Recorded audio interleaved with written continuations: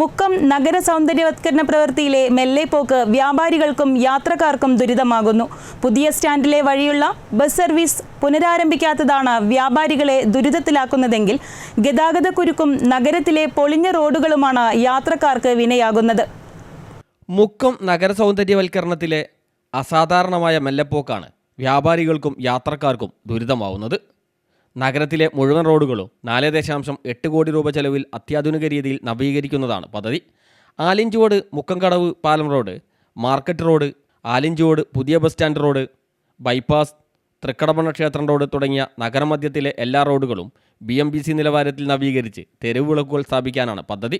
BMBC നിലവാരത്തിൽ നവീകരിക്കാൻ സാധിക്കാത്ത റോഡുകൾ ഇന്റർലോക്ക് കട്ടകൾ വിരിച്ച് മികവുറ്റതാക്കാനായിരുന്നു തീരുമാനം.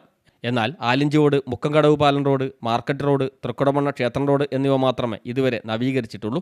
ആലിഞ്ചുവോട് പുതിയ ബസ് സ്റ്റാൻഡ് റോഡിൻ്റെ പ്രവൃത്തി 2 മാസം കൊണ്ട് തീർക്കാമെന്ന് ഉറപ്പ് നൽകിയാണ് ആരംഭിച്ചത്.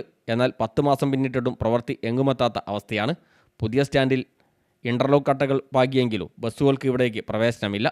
1 വർഷത്തോളമായി കാര്യമായി കച്ചവടമൊന്നും നടക്കാത്തതിനാൽ പിടിച്ചു നിൽക്കാനാവാതെ എന്ത് ചെയ്യണമെന്ന ആലോചനയിലാണ് വ്യാപാരികൾ. ഇതിനിടെ ബലി പെരുന്നാളും സ്കൂൾ സീസൺ വിപണിയും ഇല്ലാതായെന്ന് വ്യാപാരികൾ പറയുന്നു. പ്രവൃത്തിയിലെ മെല്ലെപ്പോക്കിൻ്റെ പേരിൽ കേരള വ്യാപാരി വ്യവസായി ഏകോപന സമിതി ഭാരവാഹികളും കരാറുകാരും തമ്മിൽ ഒട്ടേറെ തവണ വാക്കേറ്റമുണ്ടായിരുന്നു. നഗരസഭാ അധികൃതരുമായി പലതവണ നേതാക്കൾ ചർച്ച നടത്തിയെങ്കിലും ഫലം കണ്ടില്ല. മലയോര മേഖലയിൽ വേനൽമഴ ശക്തമായതോടെ വയലിൽ മുഹമ്മദ് ഹാജി റോഡിലും ബൈപ്പാസിലുള്ള ഗർത്തങ്ങളിലും ചെളി നിറഞ്ഞ അവസ്ഥയാണ്. ഇത് കാൽനട യാത്രക്കാർക്ക് വലിയ ദുരിതമാണ് സമ്മാനിക്കുന്നത്. നേരത്തെ കോൺക്രീറ്റ് ചെയ്ത ബൈപ്പാസിൽ വലിയ ഗർത്തം രൂപപ്പെട്ട് കമ്പി പുറത്തു കാണുന്ന സ്ഥിതിയാണ്.